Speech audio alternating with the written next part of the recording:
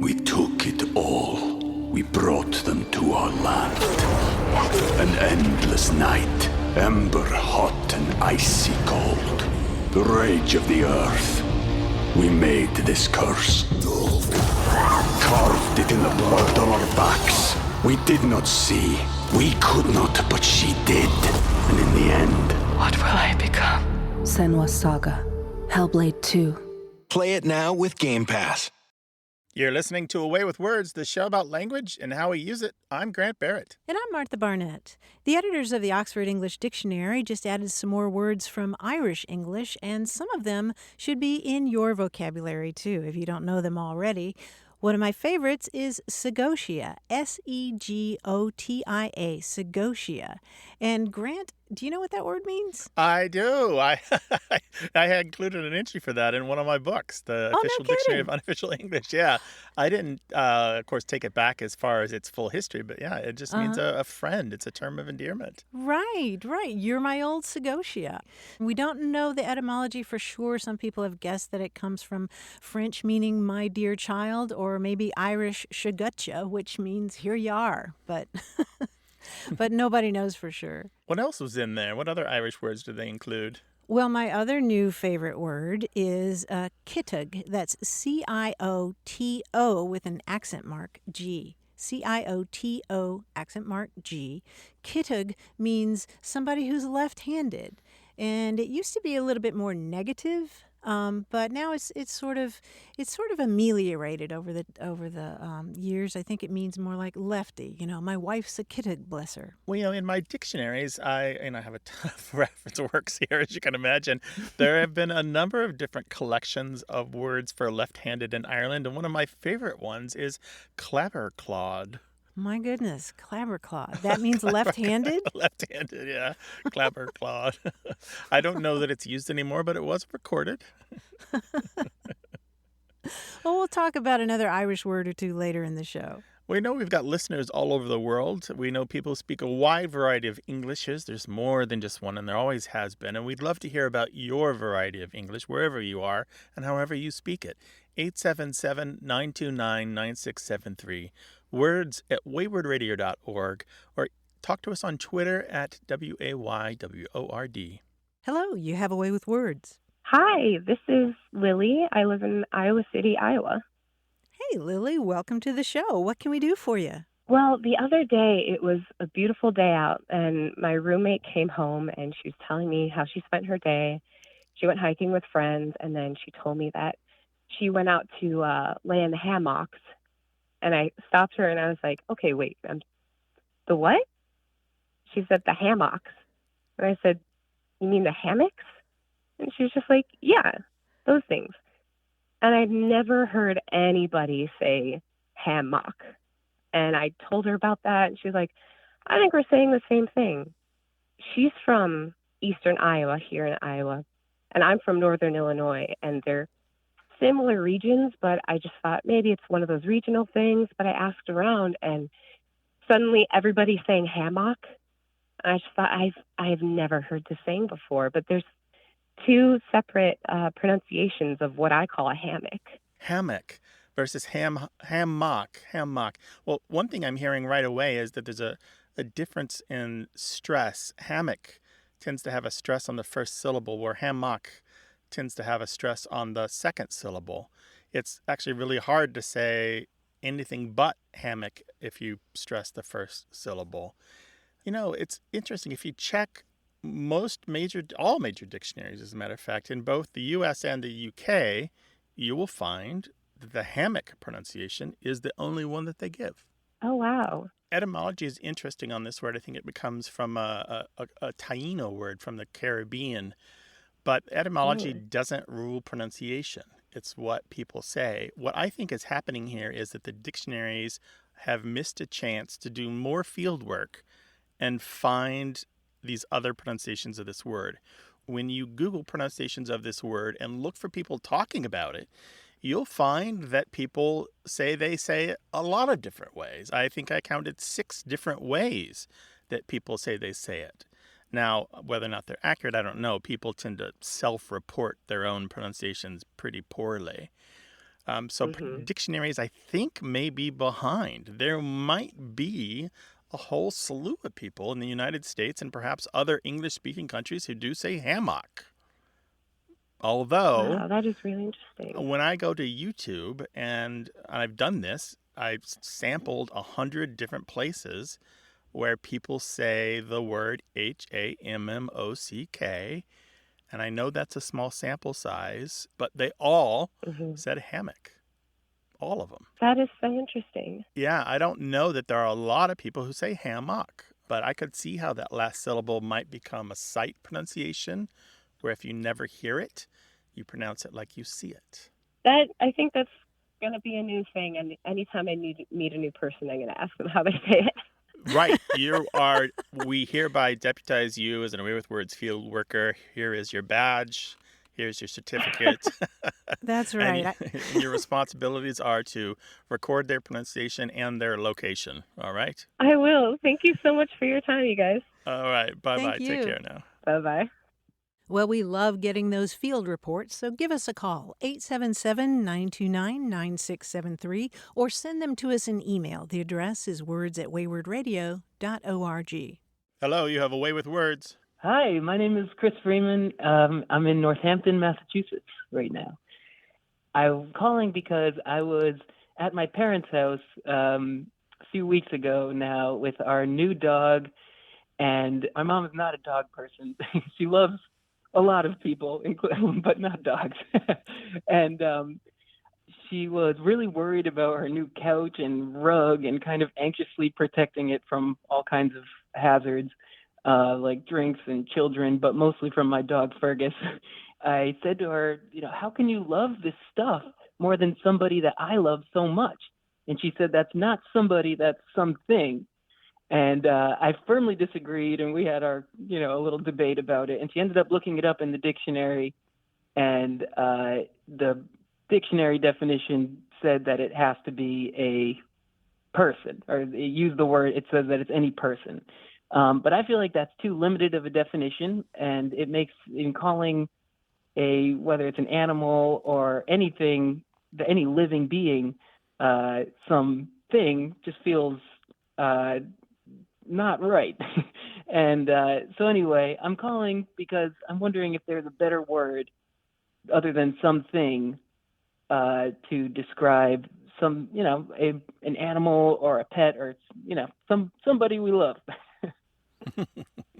Okay, well, first of all, what kind of dog is Fergus? I'm just curious.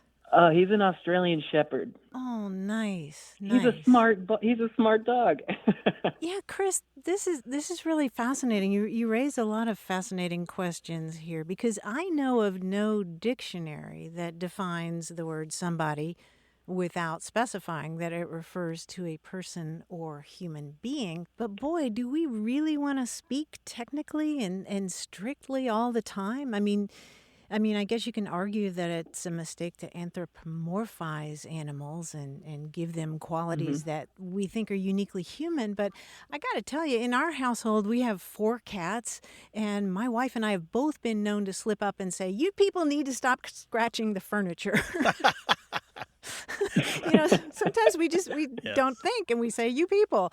The more I live with animals, Chris, the more I'm inclined to use the pronoun who rather than that when talking about them, or at least about the animals I live with. I mean, is there a difference between what you would use for pets and wild animals? I don't know if I would say the grizzly bear who just killed an elk. You're raising all kinds of questions. My mind is just swimming here. Well, it makes me think also of like when somebody dies, like a lifeless body is no longer somebody, right? It's like there's a humanity, there's like a certain amount of like connection that we have with other living beings. But it's also strange to just put it as living, because like plants, you wouldn't say somebody about a plant, but that's living. But when something has a personality, when it has desires and shows empathy and affection, it just feels too disconnected to call them an it. Right. Or a thing. Calling them an it or a thing kind of removes their, it somehow treats them less than, right? Removes their dignity almost. Exactly. But I agree with everything you're both saying. But on the other side, if I were to say somebody was in the doghouse, you might think I meant a person who was in trouble with their spouse rather than a dog was in a little shelter, right? You're probably more likely thought I meant a person than a dog. Yeah, probably. I mean, it really depends on context, though, doesn't Yeah, it? exactly. What if I said somebody was in the barn? Yeah, or Right, somebody's at the bird feeder. Yeah, somebody's at the bird feeder. There's a neighbor standing there eating the millet.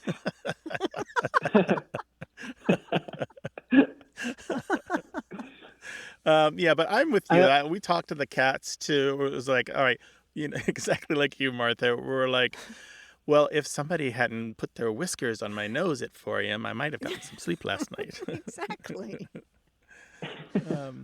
But body, and there's whole other classes of words here, Chris, too. Nobody, everybody, anybody, someone, everyone. Does the body and the one in all of those words, do they only refer to people? Kind of? Maybe? No? It really, like Martha says, is context dependent. Body has been used to refer to a person for at least 700 years. Body alone. It does a body good. You know that expression? Mm-hmm. It does a body good to, relax once in a while. Body meaning a person, not your physical body, but meaning your personhood. Mm-hmm. So, but I'm generally with you. I think in your case, your dispute with your mom comes through her feelings towards dogs in general and her feelings towards the way she wants to protect her house. It's one thing to take a dictionary and use it as a usage guide, which I don't always recommend because that's a little circular. Dictionaries kind of get their evidence from the people, and then to use a dictionary to say, well, now I'm going to tell the people how to speak because the dictionary used the evidence of how these people speak. That's just goes around and around. But so I think your argument with her is a little clouded by both your relationship with her and her relationship with dogs. So it's not really a linguistic conversation, is it? Right, yeah, there probably were a lot more layers to it than that. Well, Chris, I am absolutely certain that there are going to be lots of folks who want to weigh in on this. I agree. Chris, thank you so much for bringing this topic to our attention. And we require one thing of you. You must send us a picture of Fergus. Oh, gladly. At least one. Yes, I have plenty. And that address for you and for all of our listeners is words@waywardradio.org. Let us know what you think about this topic or call 877-929-9673. Chris, thank you so much for your call. Thanks for having me. All right. Thanks, bye-bye. Chris. Bye-bye. All right, bye. Well, we know that you have thoughts on this matter. How do you think that somebody and anybody and someone and everyone can be used to refer to animals? Or are those just reserved for people? 877-929-9673. Email words@waywardradio.org. And the address for cats and dogs is woof woof, meow meow, meow meow, woof woof. We took it all. We brought them to our land. An endless night, ember hot and icy cold. The rage of the earth. We made this curse. Carved it in the blood on our backs. We did not see. We could not, but she did. And in the end... What will I become? Senua's Saga. Hellblade 2. Play it now with Game Pass. You're listening to A Way with Words, the show about language and how we use it. I'm Martha Barnett. And I'm Grant Barrett, and coming in fresh from his turn at center field is our main player, our quiz guy, John Chinesky. Hi, John. Hi, Grant. Hi, Martha. I'm not sure exactly how fresh I am, but I am ready to go nonetheless. The answers to every clue in this quiz contain both the name of an animal and the name of a body part. It's called animal anatomy, I call it. Of course, now many of these terms are derived from a comparison of an object to the body part of a specific animal, but the answers, though, are typically nouns or adjectives that refer to something that is not actually an animal part. All right, for example, even though horse flesh contains an animal, horse, and a body part, flesh, it actually refers to horses.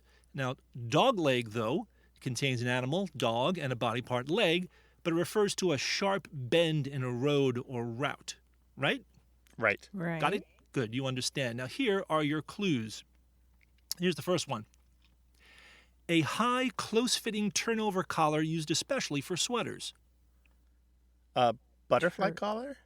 No, How not about a butterfly. How about a turtleneck? A Oh, there we go. turtleneck. Yeah, that's our animal and our body part. Turtleneck. Good. How about a large cask or barrel? Large cask or barrel? Large. Is there? In the U.S., it's a unit equal to 63 gallons or 238 liters. Oh, thanks. That helps. Is it a hog something? Oh, Yeah. a hogshead? Yes, it is a yeah. hogshead. Very good.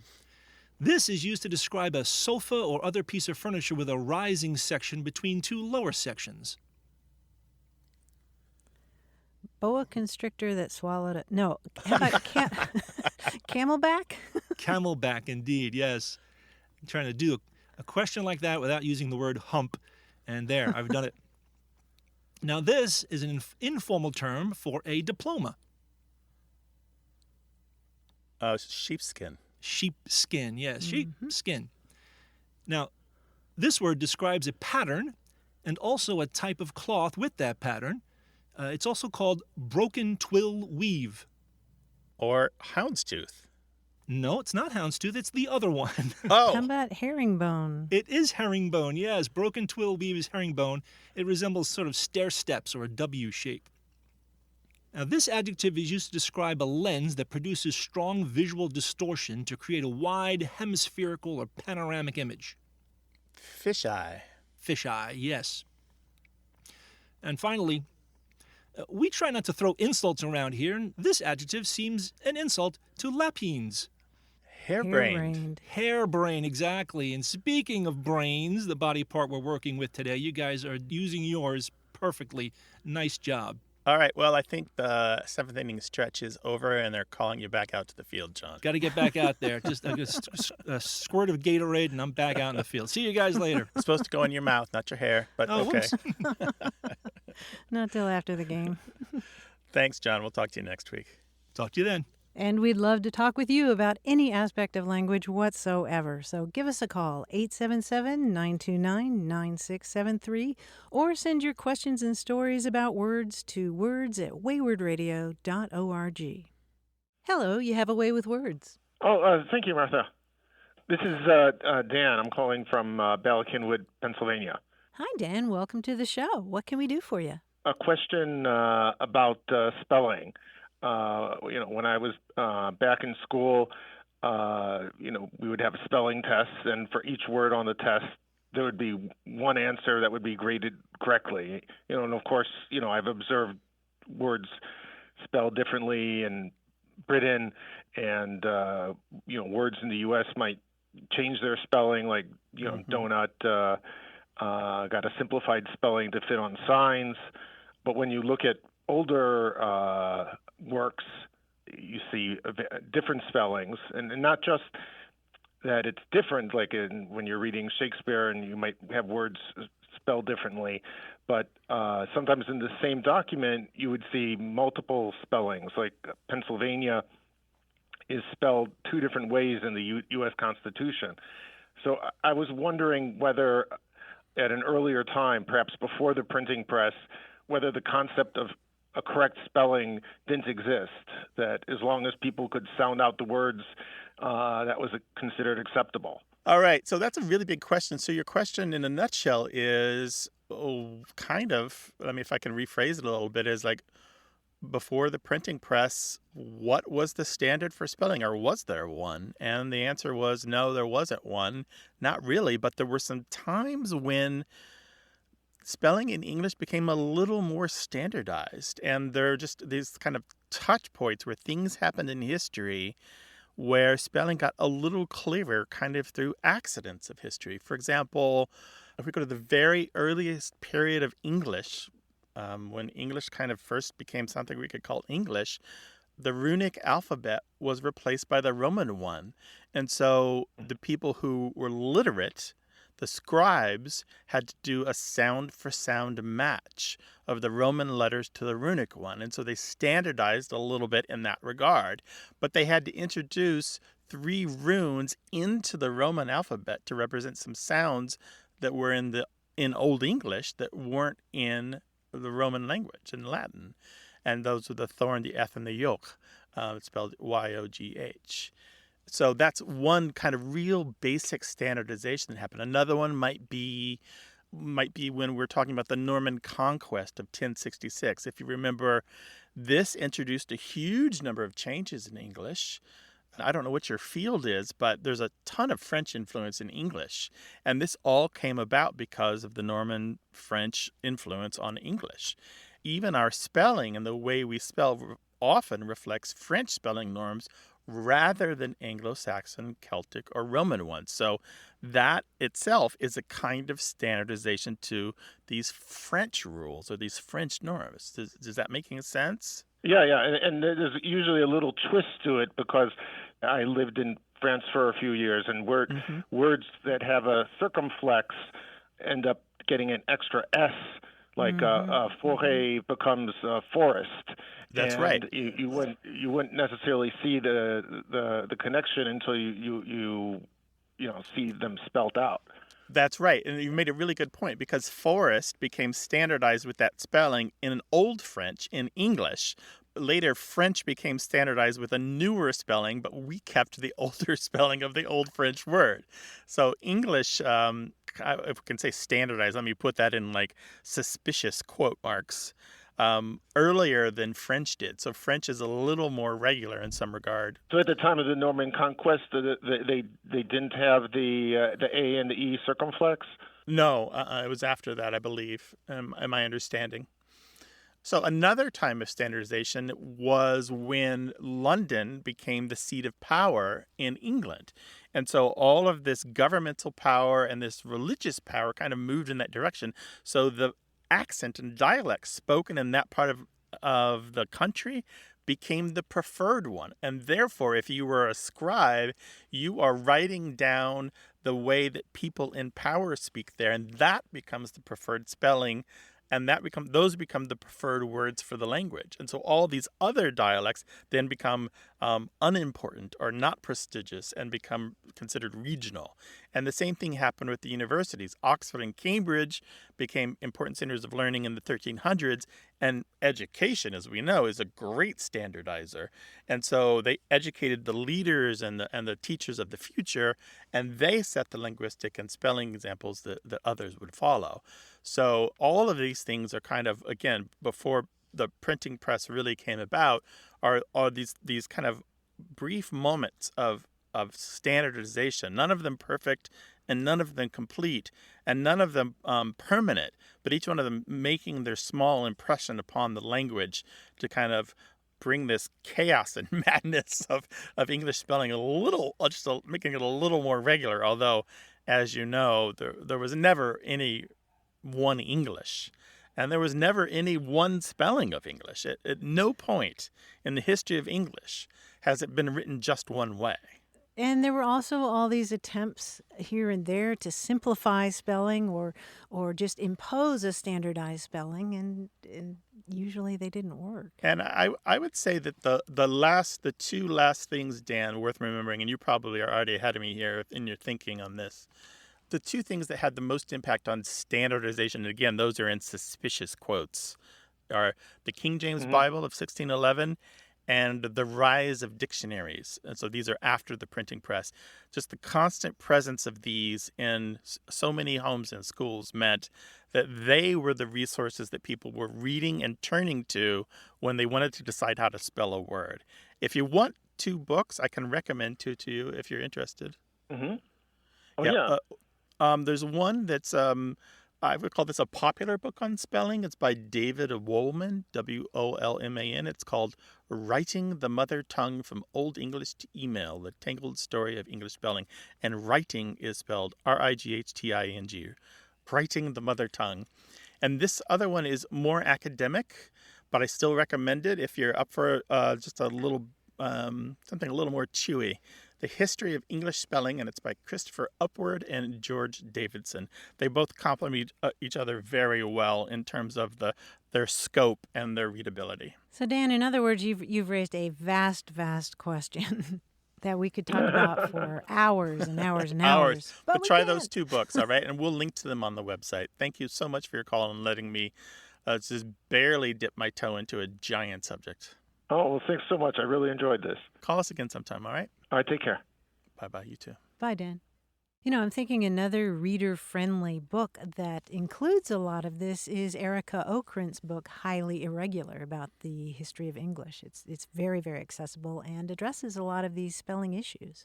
Yeah, Erica writes great articles. If you can find her, it's ARIKAOKRENT, and we'll link to that on the website as well. 877-929-9673.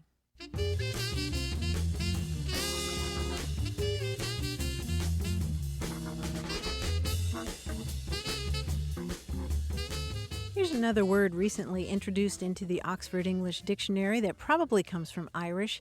The word is bockety. Bockety, bockety. If you're talking about a person who's bockety, they have trouble walking. But you can also use the word bockety to refer to anything that's fallen into a state of disrepair. You know, my bockety old chair over there. But I love this term. I'm going to start using it. You know, you can talk about your bockety knee won't let you do this or that. Oh, yeah, it's got a bit of rhythm already built into the word, right? Mm-hmm. The awkwardness or the lack of balance is right there in bockety, bockety, Yes, bockety, yes. bockety, bockety. It's like a car with a bent axle. Bockety, bockety, bockety, bockety. Or the grocery cart that doesn't roll well. Right. Or both the wheels go in the same direction. Yeah. Bockety, bockety, bockety, bockety. 877-929-9673. Hello, you have a way with words. Hello. This is Joan Bowie, and I'm calling from Oxford, Ohio. Hello, Joan. Welcome to the show. What can we do for you, Joan? This has been in my head for over 50 years.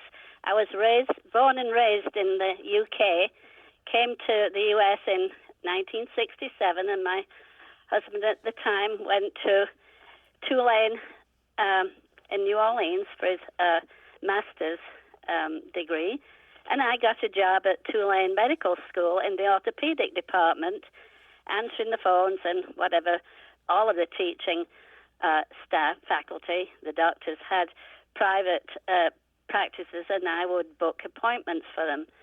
And one day I got this call from a man, a gentleman with a very unusual accent, and he asked me for an evening appointment. And I said, I'm sorry, we don't have any evening appointments. And I don't know if it was him. I think I may have had another similar call where the caller asked me, well, what are the office hours? And, whatever they were 2 to 5 or whatever. He said, well, that's an evening appointment. So I found out, I think that was the way I found out, that anything after noon was evening. And I just wondered how that came about, if it had anything to do with the French language, or if you had any answers to that. Well, Joan, you'll find that evening is used in many places across the southern United States to mean exactly what you're talking about, that period between midday and sunset, which is kind of weird if you're not used to hearing it, like your story. I know, and I'd lived in Florida for a little bit, and nobody calling from the city of New Orleans ever said evening. I've never heard that before, only that one or twice, yes. Interesting. Well, one of my favorite examples of using evening that way is in the book Tom Sawyer by Mark Twain. At the very beginning of this book, Aunt Polly is talking about Tom Sawyer, and she says, he'll play hooky this evening. She's talking about how rambunctious and mischievous he is. And she says, he'll play hooky this evening. And then Twain actually puts a footnote on that page that says that evening is Southwestern for afternoon. And I'm wondering, too, Joan, what part of England are you from? Yorkshire. Yorkshire, okay. Because we do have records of the use of evening in this way in the UK, particularly in the West Midlands, like Shropshire and Worcestershire. In fact, there's a wonderful glossary from Worcestershire where they have a citation where a woman is talking about an experience that she had with this word. It quotes her saying, "A woman lately wished me good morning at 1:30 p.m., then, having passed, turned back to apologize. Good evening, ma'am, I should have said." And it was at 1:30 in the afternoon. Oh, so it's not that uncommon.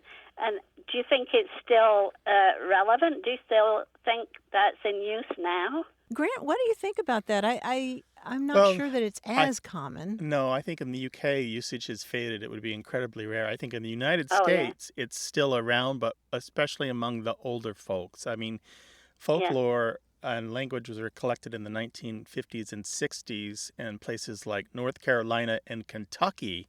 That shows that afternoon was hardly used or even known in parts of those states. Or if people did know afternoon, it was considered not one of their words, just not a word that they would use. Really? They used evening for that time of day after the noon hour. That's really remarkable. I had no idea that. Yeah.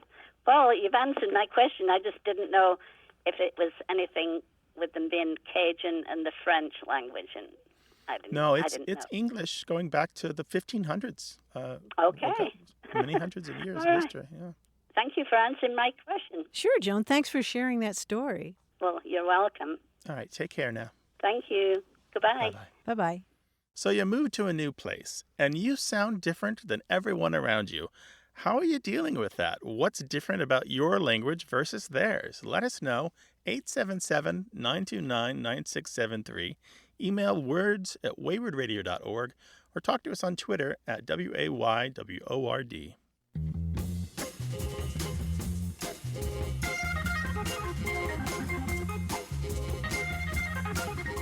Here's another cool borrowing from Irish. Ciunas. C-I-U-N-A-S. Ciunas. Right. It means silence or quiet. And it's the kind of thing that a teacher in Ireland might shout in the classroom to get the kids to be quiet. Ciunas, be quiet. Ciunas, or I'll get the bata out, which means the stick. The stick that they'll whip you behind the knees with. In one of my dictionaries by Niall O'Donnell, he's got a lovely little quote in there under the entry for Ciunas, and it's Toan Síl Mo Fhui Ciunas, which means all the world is hushed. Yeah, there is this sense of hushing, of refraining from speaking. Yeah, To and Síl Mo Fhui Ciunas. Oh, that's beautiful. Yeah. I want you to read more of that. Pardon my Irish accent. I did my best. It sounds lovely. 877-929-9673. Hey, we've got something special for those of you who love our show but could do without the ads. That's right. Imagine a way with words, the same engaging conversations, the same deep dives into language without advertising interruptions. We're talking about our ad-free podcast feed. It's sleek, clean, and it's just for our supporters. It's at waywardradio.org/ad-free. It's inexpensive, easy to sign up for, and works with all major podcast apps like Apple Podcasts and Spotify. It's an affordable way to support the show and get a seamless listening experience. And if you're feeling generous, why not give a subscription to another Away with Words fan? That's waywardradio.org/ad-free. Sign up today. Your support means the world. waywardradio.org/ad-free. Thank you.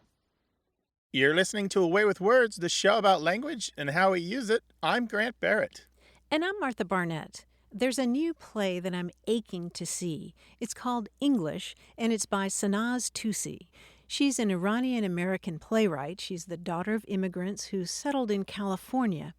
The play takes place in Iran, and it's about 4 people in a class who are learning English, and they're working on becoming fluent.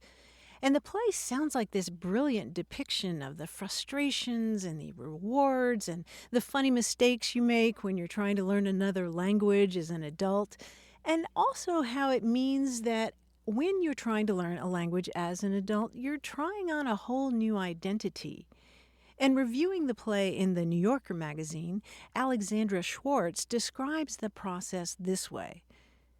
To learn a second language as a grown-up, when the pliable plastic brain has hardened into brittle glass, is to know the locked-in sensation of being shut out from other people with their enviable, easy fluency, and worse, from your own articulate self.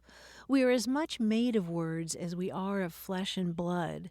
Personality dissolves in an unfamiliar language like a sugar cube dropped into a cup of tea. I just love that, Grant. It's such a great description, isn't it? Yeah, it's what happens. Here I am in my 50s trying to learn German and realizing the best that I can hope for is to read it. And I mainly want it for academic purposes because there's so much good language stuff written in German. And I'll be jiggered if I can speak it.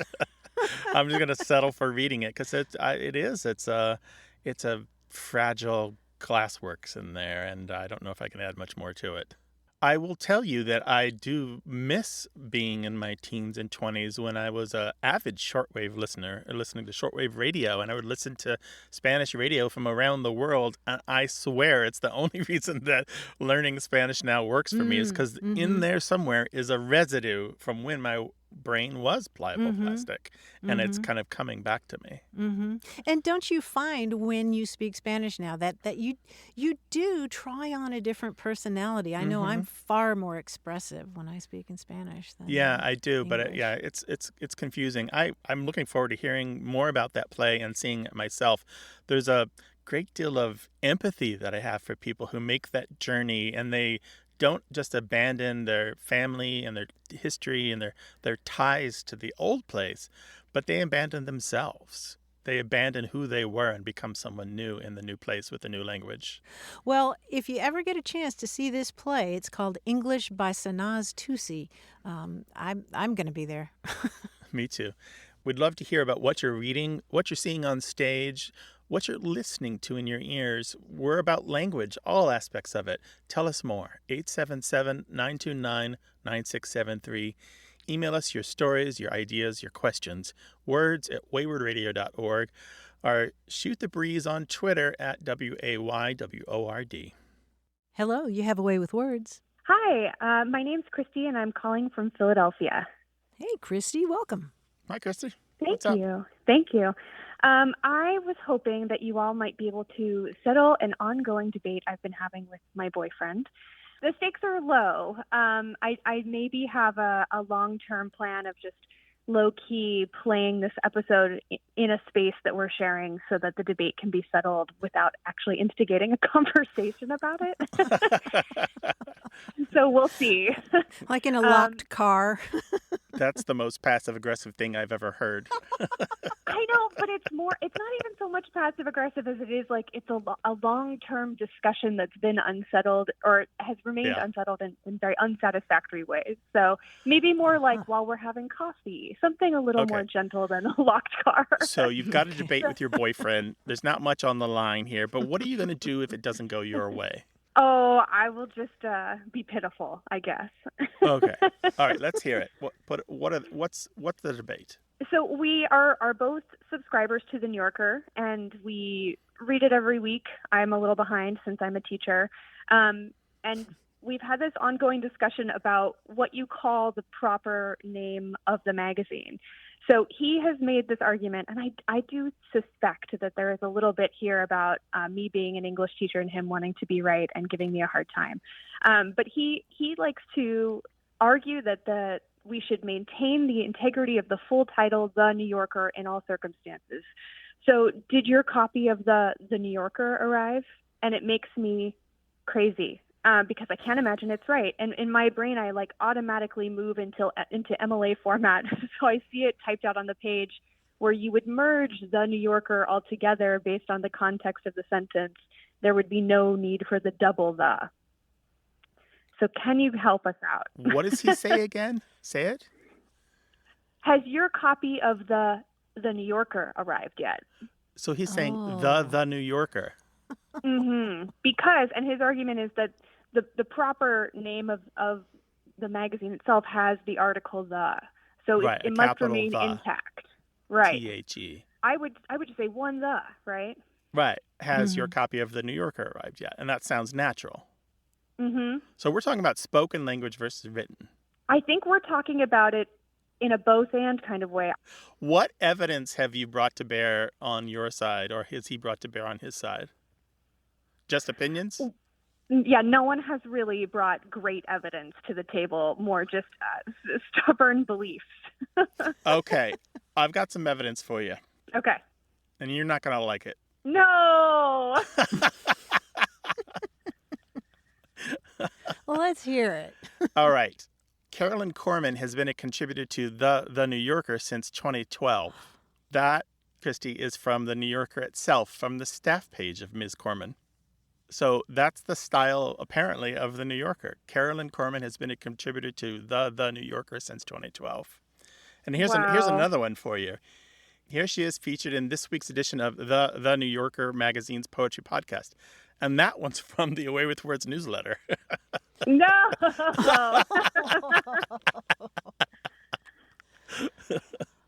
Oh, So the proper way to do no. it is to include the article and the Yeah, article in the title. and I've got more if you want them, but I thought those No, two I were.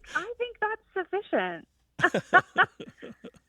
Oh, but Christy, I have to say, I would never say, "Where is my copy of the I New would Yorker?" never say I it would either. never in Right. spoken language. I just that would be weird. Yeah, I think it is a written versus spoken divide. It's fine to read it and see it in print, but to say it sounds ridiculous, and I would mock whoever said it relentlessly, continuously for a very long time. Right.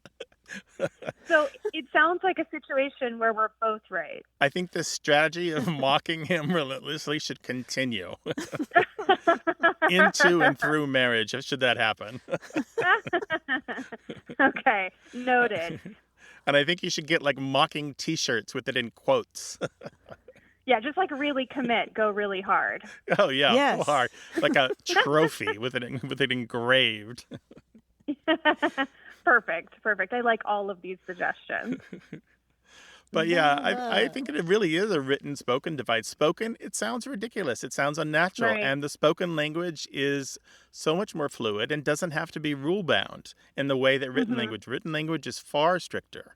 It has these restraints, where it does go through this strict editorial process and doesn't have to really ring to the ear quite the way that spoken language does. Right. That makes sense. And just tell him the first "the" is silent, or the first "the" is silent. I like that approach, yes.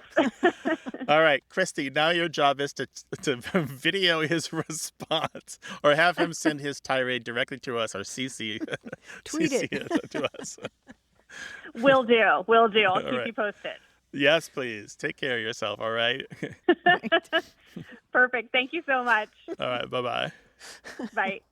If there's a dispute about a word or phrase in your household, we can help you out. Give us a call, 877-929-9673, or send it to us in email. The address is words@waywardradio.org. Hello, you have a way with words. Hi, this is Tim calling from Alaska. How are you guys today? What's on your mind, Tim? Well, I called you guys because there's something that's come up and niggled my brain for several years, and it has to do with rope. And I use that term because everybody knows what rope is. But it has different names depending on where you use it. So, for example, line and rope. I was always trying to figure out the difference. So I looked it up, and the only distinction I found was that line is something that had a definite purpose and rope did not. But my experience doesn't bear that out. I was a commercial fisherman in Alaska for 15 plus years. You might carry a piece of rope down to the boat, but the moment you set foot on that deck, it became line.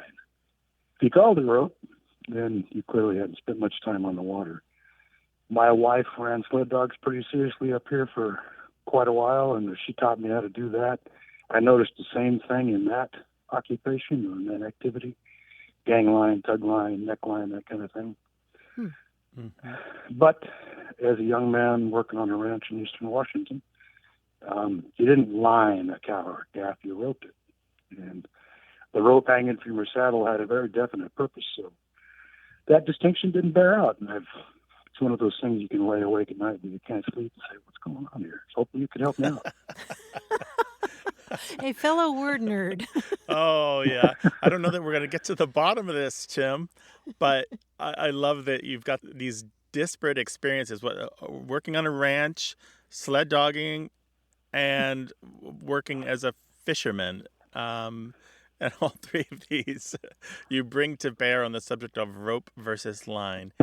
And I think it's important just to say that they're probably all right. And it's really the custom of the trade or the profession.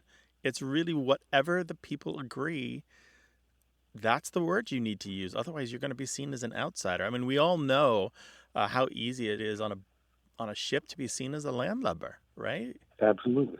Don't call the toilet the head, or you call the galley a kitchen, and you don't know the difference between port and starboard. Yep. I've had those experiences many times. It's what I always say on the show. When people spend a lot of time together working towards one common goal, they develop a lingo of their own, and that's just the way it stays. And it's probably not even something that they think about. It becomes the language.